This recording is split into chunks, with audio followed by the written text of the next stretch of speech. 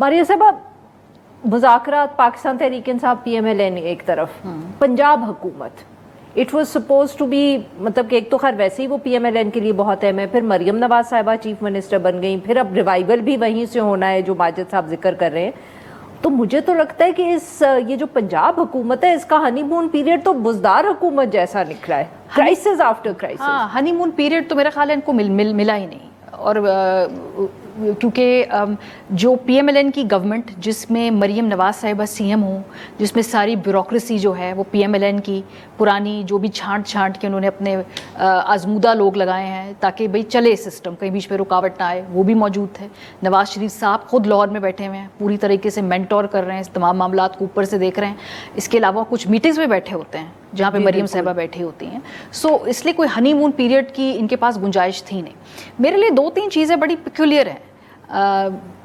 بزدار صاحب سے اب ہم کیا ان کا مقابلہ کریں, لیکن جو 2-3 بڑے ایسے کرائسس تھے جہاں پہ آپ کا لیڈرشپ کا ٹیسٹ ہوتا ہے, وہاں مریم صاحبہ نے فرنٹ فٹ پہ آ کے لیڈرشپ کوالٹیز نہیں دکھائیں.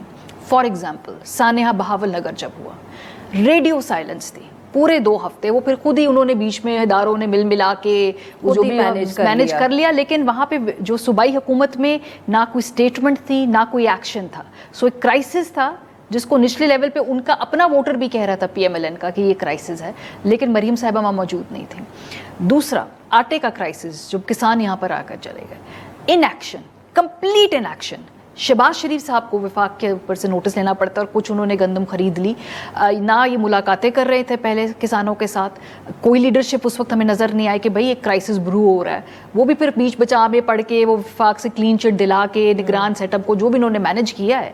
لیکن یہ 2 بڑے ٹیسٹس تھے کہ بھئی آپ ایک لیڈر دیکھیں, جا کے ہسپتالوں کا دورہ کرنا, اسکولوں میں جانا, سب یہ اچھے سافٹ گڈ PR سکلز کے لیے ضرورت. اچھی بات ہے آپ کر رہے ہیں, فوٹو آپ ہے, گڈ PR سکل ہے. ٹک ٹاک کے زمانے میں آپ کی ویڈیوز ہوتی ہیں, وہ لوگ دیکھتے ہیں کہ چلے جی کوئی کام کرے, آپ کے ووٹر کو بھی تسلی ہوتی ہے دکھانے کے لیے. PTI والے جب اپنی بات کرتے ہیں تو اب جواب میں اپنی ویڈیوز ہیں ان کو.